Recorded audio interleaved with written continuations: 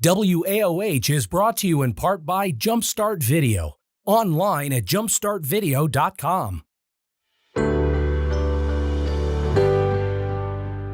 Today I get to talk with Shanisha Collins. She is the owner of the Maid Experience. Shanisha, how are you? I'm fine. How are you? I'm good. I'm so glad to have you back on the show. We were just chatting that you were on Akron Buzz a few years ago. Yes, it's been about 3 years. Yes, and things have changed for you since then, but you're still doing the Maid Experience, Yes, which is I'm awesome. still doing the Maid Experience. So let's actually start there. Let's start with how the Maid Experience got started, and then we're going to go into like how it's changed and pivoting your business and things like that. So, Okay, great. Yeah, so the Maid Experience actually started as a pay it forward type business.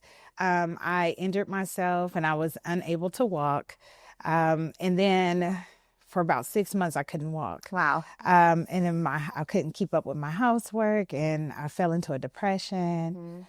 And my friends and family, they would come over and help me clean my house. Wow. And it like really made me feel better. And so I vowed to pay it forward. And once I was able to walk again, I started helping other people, whether they had a death in their family or they may have had a new baby or, you know, they were sick themselves. That was my way to contribute to be of service to my friends and family. Yeah. Then they started asking me to come back. And I was like, let me start a cleaning business. Maybe I should make this into a business. Yeah. But I saw the impact and I felt it myself through my own personal experiences. So I ended up, launching the Maid Experience in 2020. We actually just celebrated our 5-year anniversary a few weeks Congratulations. ago. Thank you. Awesome. It's been a long time. It's been a journey. Yes. But coincidentally, we opened up a few weeks before COVID hit and shut the country down. Right. And so I had to quickly pivot from residential services into commercial services. So we've been riding this train for the last 5 years. We still do residential and we also do commercial.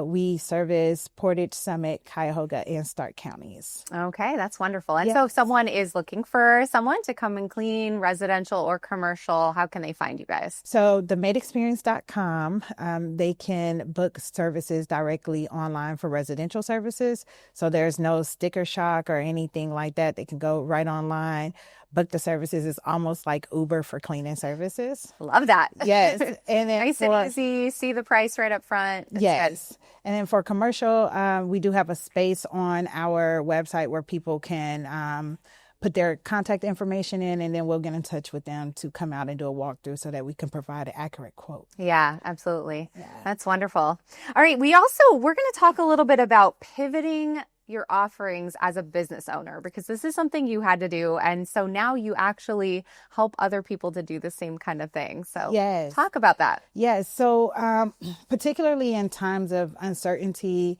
for the cleaning business, for residential, people will tend to cancel services. We may have a hard time getting clients and things like that, because the minute that people have to tighten their purse strings, right, the cleaning service is like, okay, yeah, the cleaning service is gone. They're not going to cancel their hair appointment. They're not going to cancel their nail appointment, but the cleaning service is like a discretionary fund. That's true. Although I would be the opposite. I would keep the cleaning and get rid of the nails and the hair. There's several people. You're my ideal client. Yeah, definitely. No, I'm like, I need the cleaning. Yeah. So then it makes us have to scramble on like, how do we keep the business going? How do we make sure that our staff, our cleaners are able to continue working? Right. So you have to start learning how to adjust services and adapt to the changing environment. So what are ways, and we can speak in a more general term, and you can kind of speak to it through the lens of the Maid Experience if you want to, but what are ways that people can learn to adapt? What are ways that they may have to pivot as a business owner? Okay, yeah. So I base everything with research. So prior to me opening up the Maid experience, professionally, I'm a user experience designer and researcher. Okay. So research is dear to my heart. Yeah. So the main thing is to know your why. Like, why are you trying to pivot? That's important. And also take an assessment of what your skill set is. A lot of people think that, with their past, if they're currently in a cleaning business or whatever, their lens is only with cleaning. Right. But you should assess what your skill set was from the past, because all of that stuff is useful. So do an assessment of what your skill set is and where you can be able to find a great angle so that you can pivot. Yeah, like I'm thinking specifically of the cleaning business. Maybe it's, if there's not as much cleaning, maybe you pivot and you do some organizing. Yes. Maybe you pivot and you do like deep spring cleans. Like you make it interesting, you make it more fun rather than just like a basic cleaning service. Yes. Is it that kind of thing? Yes. So it's more so like really knowing who you are. So for me, I really like project-based things. Okay. So even though we do residential cleaning on the commercial side, I really thrive in the project-based type of environments. So one of my favorite things to do is like student housing. Okay. And so that's a project-based thing. So when the students are moving out in the summertime, we go in and we flip their apartments to prepare for like the new students who are coming in. Now, I work on this particular project for the majority of the year, but the actual labor is only for like about 2 or 3 weeks in the middle of the summer. Wow. So when you say you work on it for the majority of the year, is it a lot of planning going into it during the rest of the year? Yeah. So there's a lot of planning that goes into it. I actually start planning about November. And then I start identifying the areas in which I want to target. Okay. This particular season that we're in right now, January to February, is when you really like heavy hit with the marketing. And then in about March or April is when you start getting awarded contracts. Okay. So I was fortunate enough to be awarded a student housing contract less than a month after opening in the middle of COVID. That's amazing. Yes. So because I also like the project-based things, another area that we specialize in is construction projects. Oh, okay. So the final cleans with construction and things like that. But with the cleaning industry, there's so many different types of cleaning. And you wouldn't think of all of those different things. Like you're listing them right now, student housing, cleaning after construction projects. Yes. Hospitals cleaning. Yeah. Industrial type cleanings.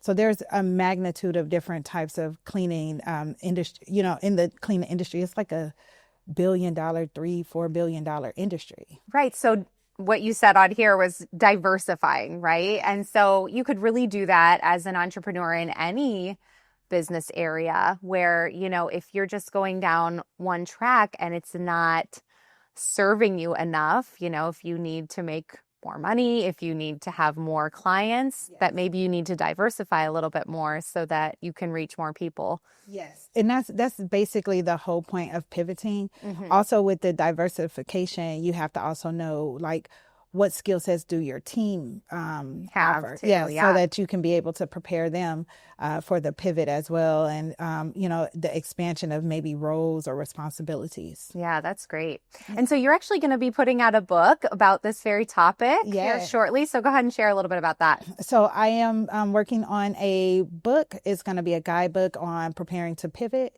It is basically for service-based businesses so that they will understand how to pivot their services, the collaborations that they may need in the community. There's a lot of different resources that are available or networking opportunities. So I'll be launching that on March 21st. So that's wonderful. Yes, a couple of weeks. That's awesome. And I love that you mentioned that collaborating with other people in the community, because that's such an important part of owning a business as well, is getting the support that you need from the right people. And so you'll have that in the book as well. Yes, because entrepreneurship can get very lonely. Mm-hmm. If you are a first-time entrepreneur, your family may not understand entrepreneurship. You don't have anyone to talk to about that. So it's important to be able to network with other entrepreneurs. Yep. And it kind of helps you be able to feel like you're not alone. Yeah, absolutely. Yeah. That's really great. So how can people find that book when it comes out? Yes. And again, how can they find you? We'll share your website, your social media, and all that. Okay, yes. You can find information about me on heyshanisha.com. Wonderful. On that link, there's going to be a link for you to sign up for the email and text message list for the Preparing to Pivot guidebook. Great. And there's also a link for you to be able to chat with me if you want to schedule a short phone call, as well as if you are looking to book services with the Maid Experience. Wonderful. I love it. It's all there. HeyShanisha.com. Yes. Thank you so much for coming on the show Thank you. and for sharing all of your expertise with our young entrepreneurs here in Akron. Let's wrap up with that. If someone's watching, they're a young entrepreneur, they're just looking for a little advice today, what advice would you give them? I would tell them to stay the course and to just really remember their why. Yeah. Get involved in a lot of the different small business organizations that are in the area. I personally have been a part of a lot of things that's been here, like Bounce, Bounce Innovation Hub. If you go to school, they have like Kent State, they have LaunchNet at Kent State.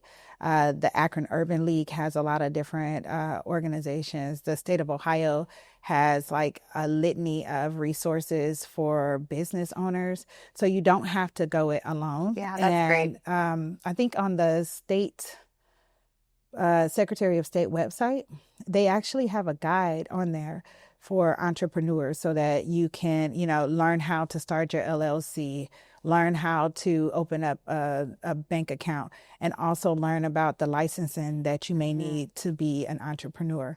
The last thing I would also say is to make sure that you protect yourself in this industry as well.